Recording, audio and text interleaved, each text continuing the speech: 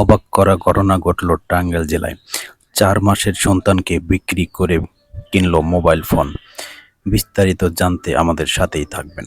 জিএইচকে news TV, সত্য খবর জানতে সাবস্ক্রাইব করে সঙ্গেই থাকুন।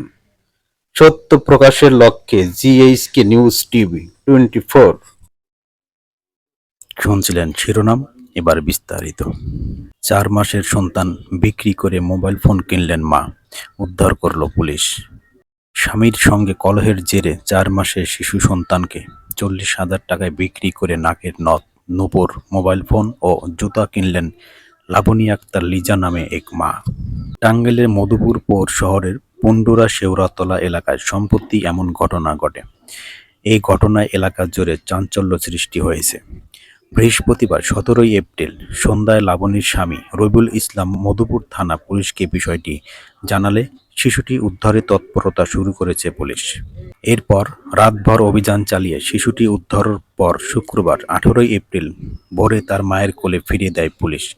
শিশুটির পরিবার ও পুলিশ সূত্রে জানা যায়, মধুপুর উপজেলা পৌর শহরের পন্ডুরা শেওড়াতলা এলাকার আজম আলীর ছেলে রবিউল ইসলামের সঙ্গে গোপালপুর উপজেলার বলাটা গ্রামের লিটন মিয়ার মেয়ে লাবণী আক্তার লিজার ২ বছর আগে বিয়ে হয়।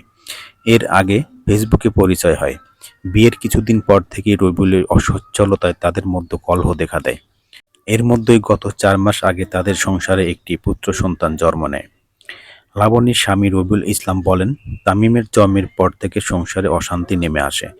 অল্প কয়েকদিন আগে লাবণী আমার ছেলে তামিমকে নিয়ে লাবণীর বোনের বাড়ি ভুয়াপুরে যায়। কয়েকদিন পর বাড়ি আসতে বললে লাবণী দুর্ব্যবহার করে। আমার সঙ্গে সংসার করবে না বলে চাপ জানিয়ে দেয়। তার কয়েকদিন পর আবার ফোন করে বলি, তামিমের দাদা অসুস্থ, ছেলেকে নিয়ে আসো, সে তামিমকে দেখতে চাচ্ছে। লাবণী তাতেও ফিরে আসেনি। তিনি আরও বলেন, অনেক চেষ্টার পর গত বৃহস্পতিবার সন্তান বিক্রি করে দেওয়ার খবর পাই। পরে কৌশলে লাবণীকে ভুয়াপুর থেকে পাকুড়িয়ে ডেকে এনে ধরে নিয়ে আসি বাড়িতে। এ সময় সে তামিমকে বিক্রি করার কথা স্বীকার করে। পরে পুলিশকে বিষয়টি জানালে শিশুকে উদ্ধার করে আমাদের কাছে ফেরত দেয়। শিশু তামিমের মা লাবণী আক্তার লিজা বলেন, আমার মাথা ঠিক ছিল না।